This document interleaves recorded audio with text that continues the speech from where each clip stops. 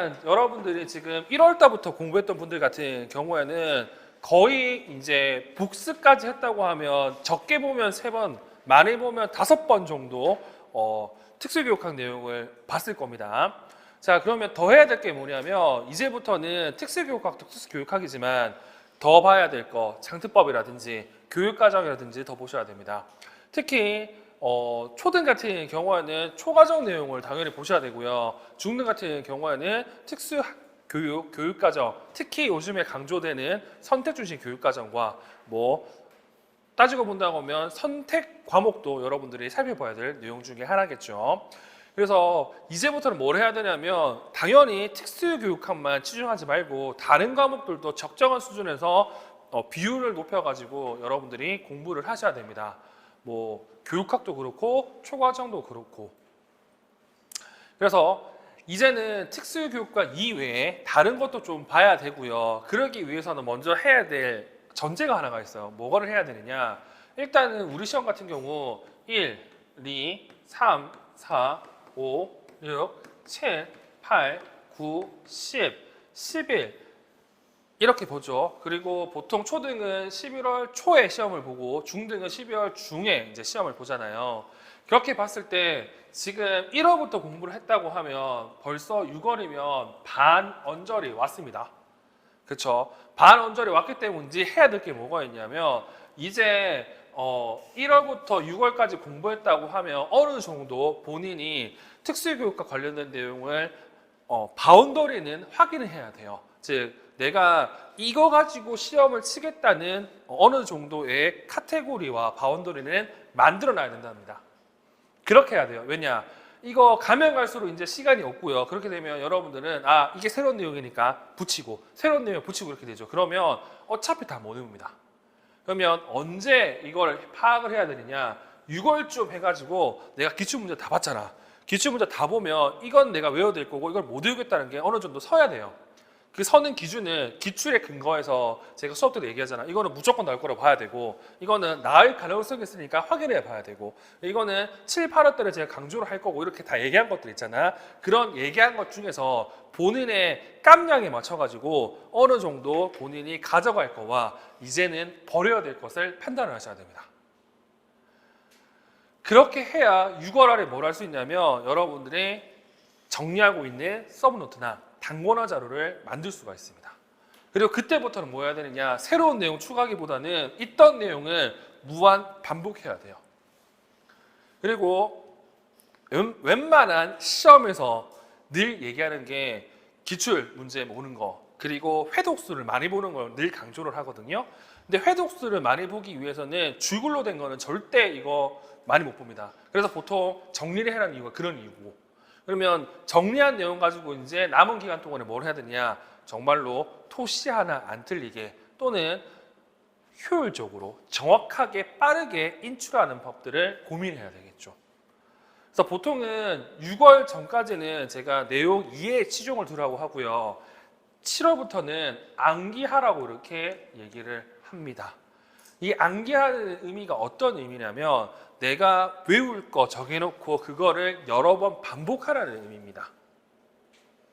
그래서 웬만한 분들은 6월, 7월 정도까지 해서 뭘 해야 되냐면 서브노트 단권화 작업을 맞추셔야 돼요. 이거 넘어간다? 그러면 어차피 그 내용 못 외웁니다. 그리고 그 내용은 언제 확인할 수 있겠냐? 내년 시험에서 확인할 수 있어요. 다시 말해 떨어진다는 거지.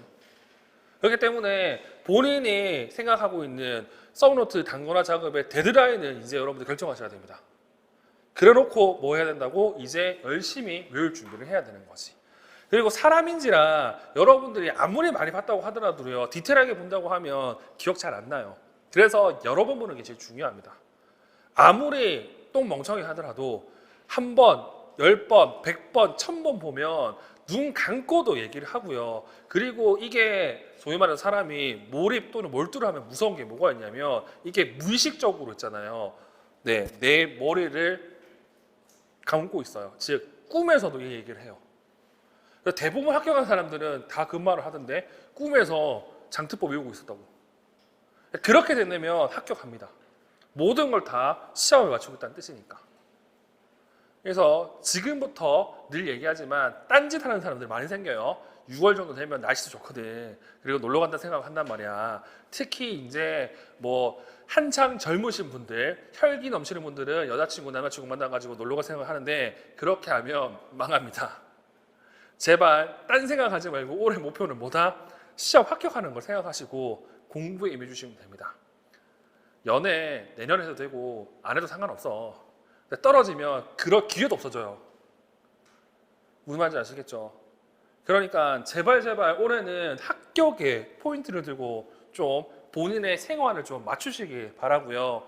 그리고 저 같은 경우에는 소위 말해서 이러한 공업화 사회와 그리고 이러한 현대 사회에 딱 맞는 메커니즘을 가지고 있습니다. 저는 잠이 별로 없어요. 그리고 모든 활동의 에너지는 오전에 좀 많이 쓰는 편이에요. 오전에 많이 쓰는 편이에요. 그래서 저 같은 경우에는 공부할 때도 7시 반에 공부하는 장소에 착석을 하고요. 그리고 22시에 딱 끝냈습니다. 그러면 이전에 뭐 하느냐? 이전에는 운동 갔다가 그리고 착석한 다음에 점심 먹고 저녁 먹고 이 시간까지 하고 그리고 이 시간 전에 했던 게 뭐였냐면 나오기 전에 오늘 내가 뭘 외웠는지 뭘 공부했는지 다시 한번 리워딩 복습을 했어요. 그리고 복습을 잘했다라고 하면 24시까지 제가 하고 싶은 거 했습니다. 이 하고 싶은 거의 대부분은 술 먹는 거. 그래서 이걸 1년을 하니까 20kg가 쪘어요. 이렇게 됐습니다. 늘 얘기하지만 원래 제가 이 몸매는 아니었습니다. 조금 호리호리한 몸매. 제가 군대에서 몸무게 쟀을 때 제일 적게 나갔을 때가 72kg였어요. 지금과 거의 40kg, 50kg 차이 납니다. 이런 게 아니었다고 늘 얘기하지만 중요한 건 이렇게 본인 스케줄이 딱 정해져 있어야 돼. 그래서 제가 늘 얘기하지만 공부를 할 때는 스케줄이 단순해야 돼. 그래야 통제하기 쉽거든. 뭐 누구 만나러 가고 어디 가고 이렇게 하면 공부 하나도 안 됩니다. 그리고 더 중요한 건 시간을 이렇게 보여드렸지만 시간보다 더 중요한 건 본인이 오늘 계획했던 공부양, 이 공부양을 채우는 게 중요하고 공부양을 확인할 수 있는 방법이 방금 얘기했던 복습. 단순히 딱 보고 아냐 모르냐 기억나냐 안 했냐 이거 정도만 확인하더라도 내가 얼마나 공부했는지 확인할 수 있어요. 그리고 거기에 대해서 뭐 한다고? 잘했으면 강화를 해줘야 돼. 저는 강화가 뭐였다? 술 먹는 거다. 그래서 뭐 술을 좋아하시는 분들은 강화하면 이렇게 된다는 발레를 보여드린 거고 하여튼 본인한테 조금 칭찬을 해주셔야 됩니다. 여러분들이 공부하다가 늘 생기는 학습의 무력감은 실패 때문에 그런 거야. 근데 이 실패를요 처음에 소위 말해서 몇 번 하다 보면 이제 무감각해지고 뭐 다음에 또 하면 되지 생각이 들잖아. 근데 여러분들은 실패를 어떻게 하냐면 크게 해요. 어떻게? 1년 동안 한 번에 딱 다 받아. 그렇기 때문에 실패는 조금씩 해도 되고 그리고 그렇게 해야 성공할 수 있는 가능성이 높아져요. 그런 식으로 조금 본인에 대해서 자존감을 높일 수도 있고 자기 효능감도 높일 수 있을 겁니다. 하여튼 제가 이거 얘기하는 이유가 뭐냐? 이쯤 되면 여러분들이 그걸 해야 돼요. 저처럼 이렇게 낮에 활동하는 게 편한 분들은 상관은 없지만 밤에 활동하는 분들, 올빼미 형들이 있어요. 실제로 올빼미 형 같은 경우는 낮에는 거의 무기력합니다. 그분들은 제가 알기로는 17시부터 이렇게 활성화가 되는 분들이 있죠. 밤만 되면 눈이 이렇게 돼가지고 열심히 뭔가를 해요. 그러면 당연히 지금은 공부를 하겠지만 이게 우리 시험에 좀 안 좋은 게 시험 언제 친다고? 오전에 다 쳐요.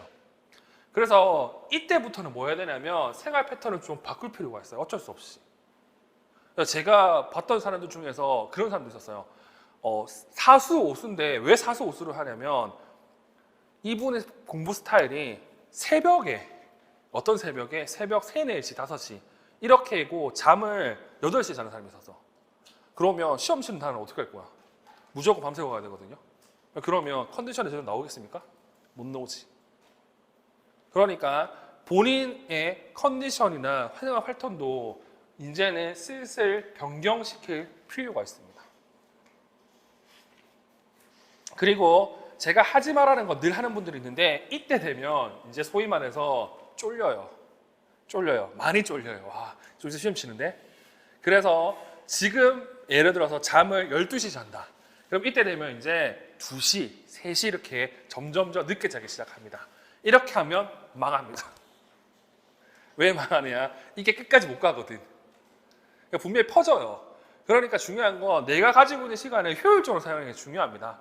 사람이라는 게 그래 한두 달은 잠을 적게 자는 내가 잠을 많이 자는 사람도 적게 자면 되지만 그렇지 않으면 망가지게 되거든요. 그래서 본인은 본인 스스로 알 거야. 내가 잠을 적게 자도 괜찮냐 많이 자도 괜찮냐. 그러면 적절 수준의 타협을 봐야지 뭐 극한까지 몰아가지고 어떻게 할 건데. 그렇죠. 그러니까 차라리 있는 거 효율적으로 사용해. 그러니까 딴짓하지 말라고. 그래서 이제 점점점 시험에 포커스를 맞춰가지고 여러분 모든 것들을 바꿔나가야 됩니다. 제발 제발. 안 그러면 내년에 또 해요. 그리고 가면 갈수록 늘 얘기하지만 시험이 어떻게 될지 모릅니다. 그러니까 마지막이라 생각하시고요. 네, 모든 걸 한번 걸어보십시오. 제가 늘 비유하는 게 있잖아요. 안도현 시인의 연탄. 그렇게 활활 타서 연탄재가 되더라도 후회가 남지 않도록 하십시오. 후회 남으면 또 힘들어집니다. 차라리 이렇게 해고나서 안 되면 꼴도 보기 싫어. 임용 공부가. 그럼 다른 거 하면 돼요. 근데 어중간하게 하잖아요. 그러면 기간제 했다가 공부했다가 기간제 했다가 공부했다가 이렇게 돼요. 그러면 나이가 어떻게 되냐? 30, 만 이렇게 됩니다. 이러면 더 힘들어지는 거지. 그래서 제발 모든 걸 쏟아내십시오. 그리고 제가 늘 하는 말, 이 시험 어려운 게 아닙니다. 단지 힘들 뿐이에요. 그리고 모든 일들, 그러니까 다시 말해서 본인의 아버지 어머니가 재벌이 아닌 이상 다 힘들어요. 그리고 재벌한테도 물어봐 힘들 거야. 그러니까 힘든 거니까 누구나 힘들잖아요. 그러니 그걸 좀 참고 모든 걸 다 쏟아내시기 바랍니다. 제가 이때 되면 늘 얘기하는 게 이 내용이에요. 이제 심판의 날이 멀지 않았습니다. 그렇죠? 그래서 빨리 회개하세요. 심판의 날 멀지 않았으니까 회개하시고 빨리 시험에 맞도록 모든 걸 준비하시기 바랍니다. 그래서 지금 해야 될 건 특수교육과 관련된 보도라인 또는 아웃라인을 정하고요. 6월 또는 7월까지 그 내용을 정리하셔야 됩니다. 그 이상 되면 이거 정리하다 시험 끝나요. 그리고 지금부터는 이제 점점점 외워야 되겠죠. 그래서 외우는 것 같은 경우에는 본인이 정말 외우는 게 어렵다라고 하면 쓸 수 있는 전략은 2문자. 그리고 이거 이상은 이제 본인의 능력에 따라 다르죠. 우리가 학습장에서 배웠던 뭐 어구 만들기라든지 심상화 전략 이런 것들을 사용하면 됩니다. 저 같은 경우는 조직화 전략을 많이 쓰죠. 저번에 말씀드렸듯이 뭐 파타우, 에드워드 같은 경우에는 파타우가 글자가 3개잖아요. 13번 염색체. 그리고 에드워드 같은 경우는 에드워드가 이응이 2가지가 나오거든요. 합치면 8이 돼요. 18 이렇게 외워요. 이런 식으로도 외우면 돼. 중요한 건 내가 필요할 때 꺼낼 수 있도록 쓰는 게 좋지. 정 안 되면 2문자라도 외우고 제일 무식한 시 다 쓰는 사람들. 이거는 진짜 비효율적입니다. 해보면 외워지지도 않고 손만 아파. 그리고 괜히 이런 거 있잖아. 뿌듯해.